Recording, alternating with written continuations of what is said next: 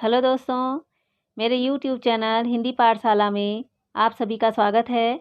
आज के वीडियो में हम कक्षा 8वीं के हिंदी पाठ्य पुस्तक छत्तीसगढ़ भारती के पाठ 10 प्रवास नामक पाठ का अध्ययन करेंगे। पहले हम पाठ में आए कुछ कठिन शब्दों के अर्थ को जानेंगे। उसके पश्चात पाठ वाचन कर पाठ को समझेंगे। पूरा पाठ समझने के लिए आप वीडियो को पूरा देखना और जो मेरे चैनल में नए हैं वे मेरे चैनल हिंदी पाठशाला को सब्सक्राइब भी कर देंगे। तो आइए दोस्तों, पाठ शुरू करते हैं।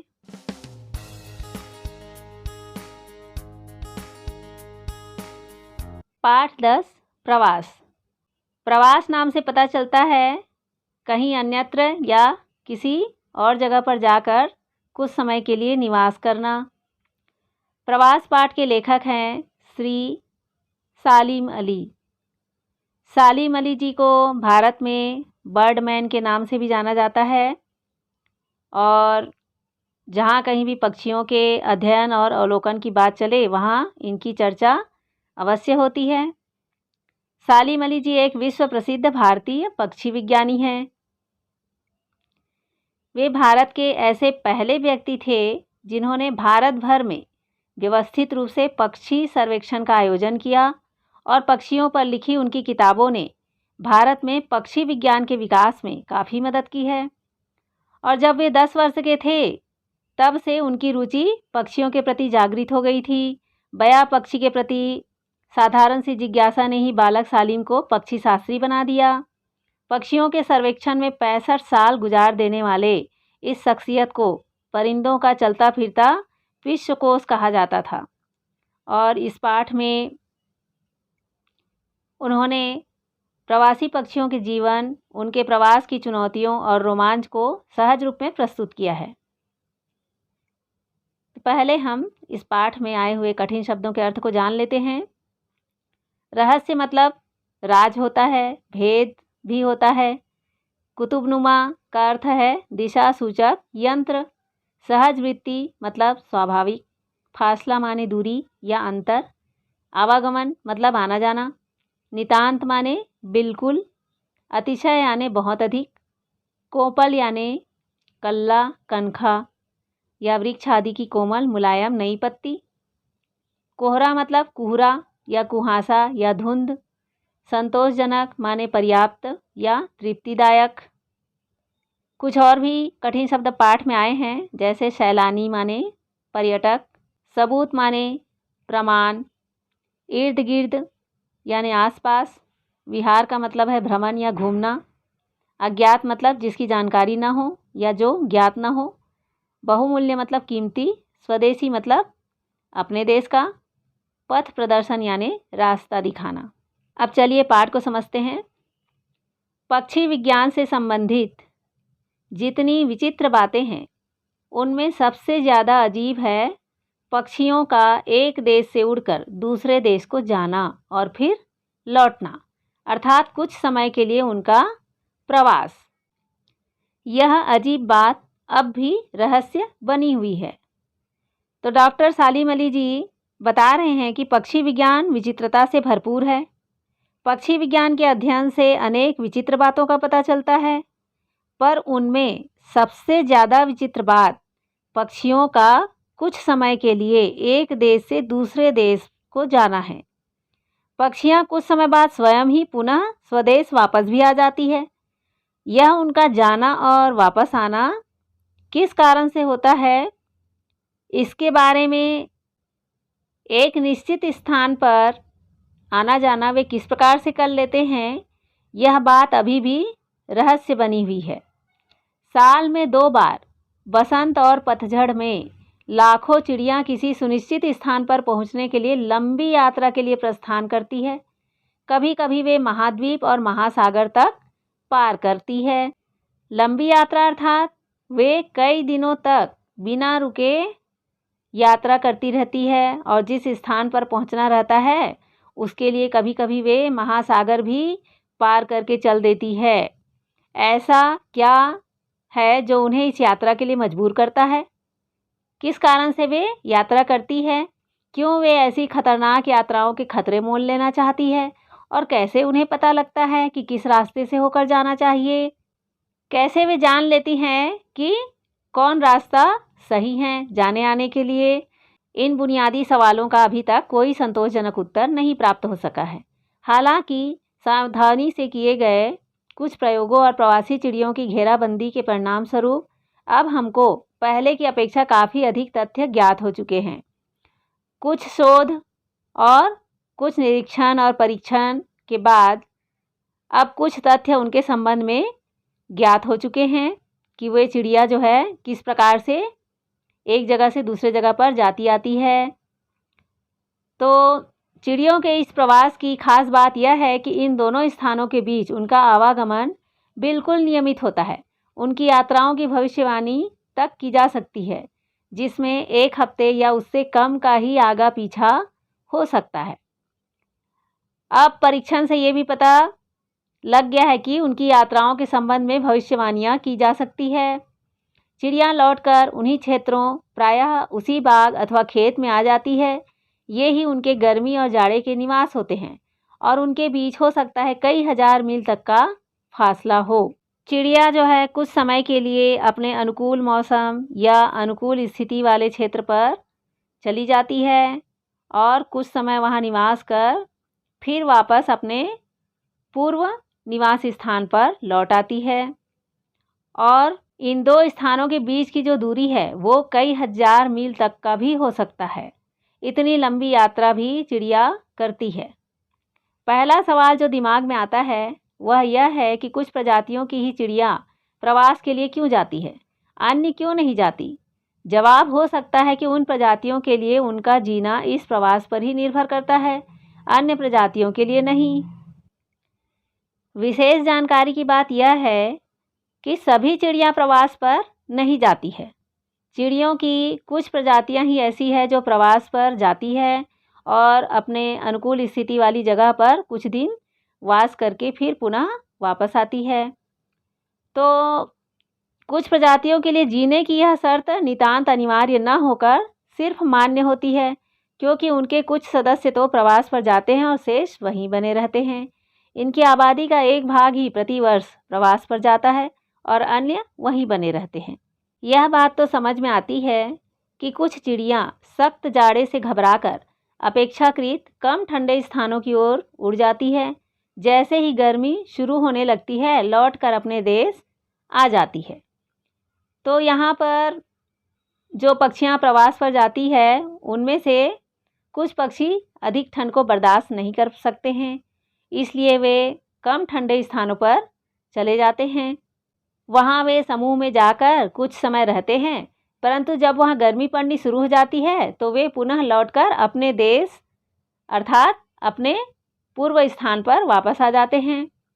तो लेखक कहता है कि पक्षियों के प्रवास का एक कारण तो यह भी समझ में आता है कि उन्हें ठंड बर्दाश्त नहीं होने के कारण वे दूसरी जगह चली जाती है।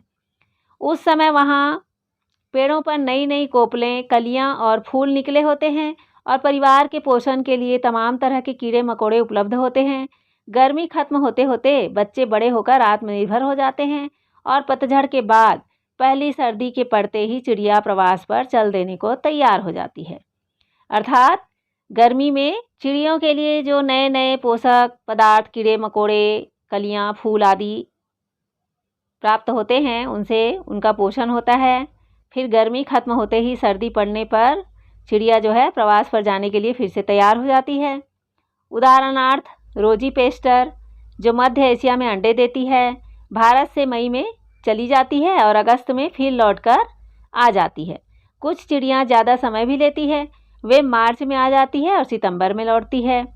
यहाँ तक तो ऐसा लगता है कि इन कठिन प्रवास यात्राओं का निश्चित महत्व है और शायद जो चिड़िया प्रवास पर जाती है उनके लिए कुछ हद तक यह आवश्यक भी है। लेकिन उलझन में डालने वाली बात यह है कि कुछ चिड़िया प्रवास पर पूर्व से पश्चिम या पश्चिम से पूर्व को लगभग उसी अक्षांश पर लगभग उसी प्रकार के जलवायु वाले प्रदेश में अंडे देने के लिए जाती हैं। इसके अलावा कुछ ऐसी भी चिड़िया है जो प्रवास के नाम पर सिर्फ कुछ मील दूर ही जाती है और इसी स्थिति में यह समझ पाना मुश्किल हो जाता है कि इस प्रकार के स्थानीय प्रवास क्यों इतने आवश्यक होते हैं और उनके लिए किस प्रकार लाभप्रद हो सकते हैं। यहाँ पर बताया गया है कि कुछ प्रवासी चिड़िया पूर्व से पश्चिम या पश्चिम से पूर्व को लगभग उसी अक्षांश पर और उसी प्रकार के जलवायु वाले प्रदेश में अंडे देने के लिए जाती है। अक्षांश का मतलब आप लोग समझते होंगे, ग्लोब में आपने देखा होगा कि पृथ्वी के ग्लोब में उत्तरी और दक्षिणी ध्रुव से होते हुए एक रेखा मानकर उसके 360 भाग किए गए हैं। इन 360 अंशों पर से होती हुई पूर्व पश्चिम भूमध्य रेखा के समानांतर मानी गई है, जिनको अक्षांश कहते हैं। अक्षांश की गिनती विषुवत या भूमध्य रेखा से की जाती है। तो ग्लोब में आपने देखा है कि कुछ आड़ी रेखाएं होती है और कुछ खड़ी रेखाएं होती है। तो जो आड़ी रेखा होती है वो अक्षांश रेखा कहलाती है, खड़ी रेखा देशांतर रेखा कहलाती है। तो ये जो चिड़िया है वो उसी अक्षांश पर, जिस अक्षांश पर वो हमेशा जाती रहती है, उसी अक्षांश पर वो प्रवास यात्रा करती है। इसके अलावा कुछ चिड़िया बहुत लंबी यात्रा करती है और कुछ चिड़िया कुछ मील की दूरी ही तय करती है। उदाहरण के लिए मुंबई में पीलक और पतरिंगे मानसून के दौरान शहरी इलाका छोड़कर थोड़ी दूर दक्षिण के पठार या मध्य भारत की ओर चले जाते हैं और सितंबर के शुरू में ज़रूर लौट आते हैं। इस संबंध में हम सिर्फ इतना ही मानते हैं कि स्थानीय प्रवास के लिए थोड़ी दूर के लिए बड़ी संख्या में चिड़ियों का घेरा करके इनके आवागमन के बारे में सही आंकड़े ना इकट्ठा कर लें, कोई सही जानकारी हो भी नहीं सकती। अपनी इस लंबी यात्रा पर प्रस्थान करने से पहले प्रवासी चिड़िया इसके लिए बाकायदा तैयारी करती है। प्रस्थान करना मतलब जाना। तो प्रस्थान करने के पहले कुछ चिड़िया, ये जो प्रवासी चिड़िया है वो कुछ तैयारी करती है। वे खाना अधिक मात्रा में खाती है ताकि चर्बी की एक तह सी शरीर में बैठ जाए, जो उनकी यात्रा में उनके शरीर को ताकत प्रदान करती रहे। कुछ चिड़िया अभ्यास करना और झुंड बनाकर उड़ना सीखना शुरू कर देती है। तो जो चिड़िया है वो प्रवास करने की पूर्व तैयारियां करती है। अधिक खाना खाकर वे अपने शरीर की चर्बी को बढ़ाती है ताकि समय आने पर शरीर उनको ताकत प्रदान कर सके। और वे चिड़िया जो है झुंड में उड़ना भी सीखती है। प्रयोगों से पता चलता है कि सूरज निकलने और डूबने से चिड़ियों को प्रस्थान के समय का संकेत मिलता है। लंबी यात्रा में सूरज ही उन्हें कुतुबनुमा का काम देता है। कुतुबनुमा अर्थात दिशा सूचक यंत्र। तो सूरज उनके लिए दिशा सूचक यंत्र का काम करता है। सूरज के निकलने और डूबने के आधार पर चिड़िया जो है प्रस्थान का समय निर्धारित करती है। अब यह विश्वास किया जाने लगा है कि चिड़िया सूर्य के कोण के अनुसार ही मार्ग निर्धारित करती है। रास्ता भी चिड़िया जो है वो सूर्य के कोण के आधार पर निर्धारित करती है। धुंध और कोहरा पड़ने से जब सूरज छिप जाता है तो संभव है कि चिड़िया थोड़ी देर के लिए अपने रास्ते में इधर उधर हो जाएं, पर जैसे ही कोहरा छटने के बाद दिखाई पड़ना शुरू हो जाता है वे फिर अपने रास्ते पर आ जाती है। रास्ते में कोई निशान अगर मिले तो उसका भी ध्यान रखती जाती है, पर दिन में उनका पथ प्रदर्शन मुख्य रूप से सूरज और रात में तारे ही करते हैं। दिन में वे सूरज के अनुसार और रात में तारे को देखकर तारों की दिशा के आधार पर अपना मार्ग निर्धारित करती है। चिड़िया अक्सर 600 से 1300 मीटर की ऊंचाई पर उड़ती है। ऐसे में छोटे निशान तो अक्सर दिखाई ही नहीं पड़ते, पर ये निशान कितने कम महत्व के होते हैं इसका सबसे बड़ा सबूत यह है कि कई प्रजातियों में चिड़िया का बच्चा जब पहले प्रवास यात्रा पर चलता है प्रायः अपने माँ बाप से बिल्कुल अलग और उनसे पहले ही चल देता है। इसलिए हम यह मानने के लिए मजबूर हैं कि जिस बोध के द्वारा वे सूरज के अनुसार रास्ता खोजती है उसका विश्लेषण तो संभव नहीं है, अतः इसे सहज वृत्ति ही मानना चाहिए। चिड़िया जो है सहज वृत्ति के अनुसार अपना मार्ग खोजती है और उड़ती है। कुछ प्रजातियां ऐसी होती है जिनकी चिड़िया अकेले ही प्रवास यात्रा पर चलती है। हालांकि अधिकांश चिड़िया छोटे या बड़े दलों में ही चलती है। ये अनेक छोटी चिड़िया वैसे तो सब काम दिन में करती है, पर प्रवास में रात को ही उड़ना पसंद करती है, शायद इसलिए कि रात को आक्रामकों से कम खतरा रहता है। छोटी चिड़िया लगभग 30 किलोमीटर प्रति घंटा के हिसाब से उड़ती है और प्रवासी चिड़िया एक दिन में औसतन 8 घंटे उड़ती है। इसलिए प्रवास यात्रा का एक खंड 250 किलोमीटर से कम होना चाहिए। तो यहाँ पर यह पता चलता है कि कुछ प्रजातियाँ होती है चिड़ियों की जो झुंड में ना चलकर अकेले ही प्रवास पर चल देती है, लेकिन अधिकांश चिड़ियाँ छोटे या बड़े दलों में या समूहों में ही उड़ती है और ये अधिकतर रात को उड़ना पसंद करती है, क्योंकि रात में आक्रमण करने वाले शिकारियों का खतरा कम रहता है, नहीं रहता है। और ये प्रवासी चिड़िया, छोटी चिड़िया जो होती है, लगभग 30 किलोमीटर प्रति घंटा के रफ्तार से उड़ती है और दिन में औसतन 8 घंटे उड़ती रहती है। बड़ी चिड़िया प्रायः 80 किलोमीटर प्रति घंटे के हिसाब से उड़ सकती है और इसलिए वे एक दिन में काफ़ी अधिक फासला तय कर सकती है। समुद्रों को पार करने में चिड़ियों को लगातार काफ़ी समय तक उड़ना पड़ता है और ऐसे में बहुत से दल 36 घंटे तक लगातार बिना रुके उड़ते रहते हैं। अक्सर दल बुरे मौसम, आंधी, अंधड़ आदि में फंस जाते हैं, विशेष रूप से जब वे ज़मीन पर उड़ रहे होते हैं। ऐसे में बहुत सी चिड़िया मर जाती है। सारांश यह है कि प्रवास यात्रा हमेशा कठिन और थकाऊ होती है, साथ ही खतरनाक भी होती है। इतनी लंबी यात्रा करते करते कई चिड़िया मर भी जाती है, इसलिए यात्रा खतरनाक भी होती है। अधिकांश प्रवासी चिड़िया अपना जाड़ा काटने के लिए भारत आती है, पर यहाँ वे प्रजनन नहीं करती। बहुत सी चिड़िया जो पूर्वी यूरोप में या उत्तरी और मध्य एशिया या हिमालय की पर्वत श्रेणियों में रहती है, जाड़े के दिनों में भारत में आ जाती है। इस प्रकार प्रवास पर जाने वाली चिड़ियों में प्रायः वे ही होती है जो समुद्री किनारों, नदियों और झीलों के इर्द गिर्द जुटने वाली बत्तखें और जल में विहार करने वाली होती है।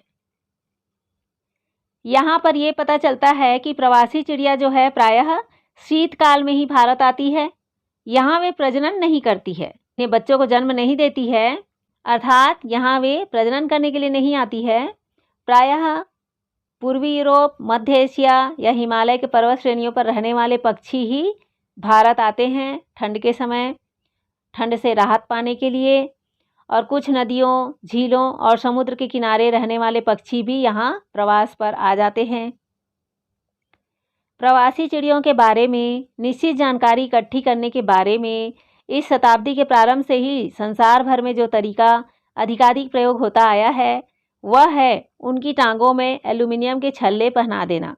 चिड़ियों को पकड़कर छल्ला पहनाया जाता है, रजिस्टर में लिखा जाता है और फिर छोड़ दिया जाता है।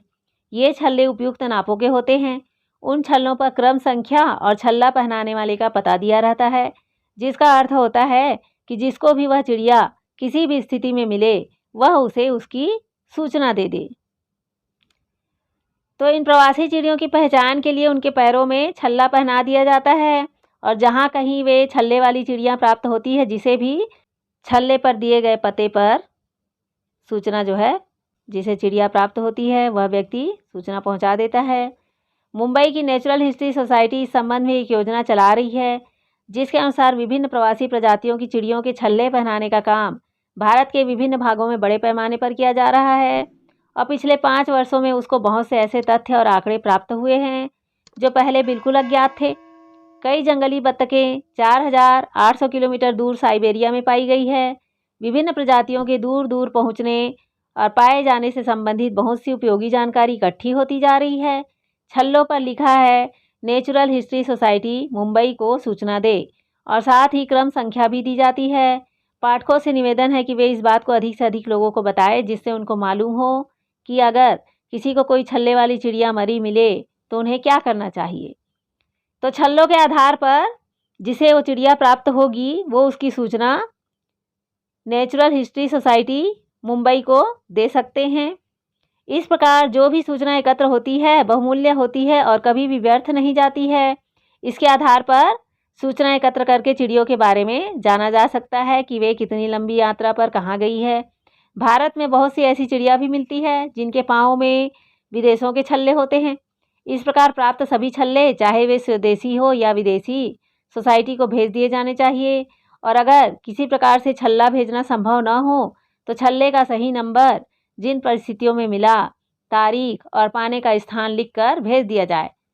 भारत में चिड़ियों के आवागमन के बारे में समुचित जानकारी इसी प्रकार के सामूहिक प्रयत्नों द्वारा इकट्ठी की जा सकती है।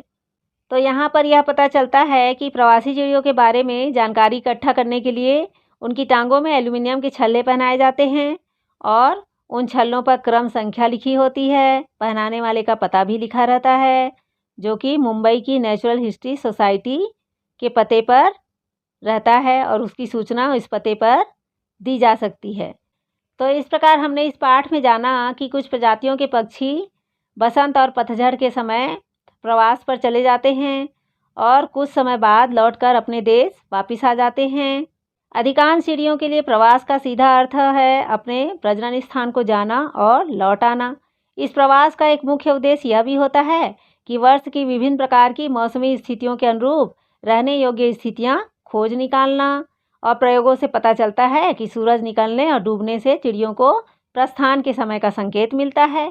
दिन में उनका पथ प्रदर्शन सूरज करते हैं और रात में तारे करते हैं। और यह प्रवास यात्रा कठिन होने के साथ साथ खतरनाक भी होती है। अधिकांश प्रवासी पक्षियां अपना जाड़ा काटने के लिए भारत आती है। तो दोस्तों, मैं उम्मीद करती हूँ कि आप इस पाठ को बहुत अच्छी तरह समझ गए होंगे और इस पाठ के प्रश्नोत्तर के वीडियो के लिंक डिस्क्रिप्शन बॉक्स पर दिए गए हैं। उसे क्लिक करके आप इस पाठ के प्रश्नोत्तर को भी जान सकते हैं। अगर ये वीडियो आपको अच्छी लगी हो तो अपने दोस्तों के साथ ज़रूर शेयर कीजिए, लाइक कीजिए और मेरे चैनल को भी सब्सक्राइब कीजिए। हम अगले पाठ में फिर मिलेंगे दोस्तों। Thank you.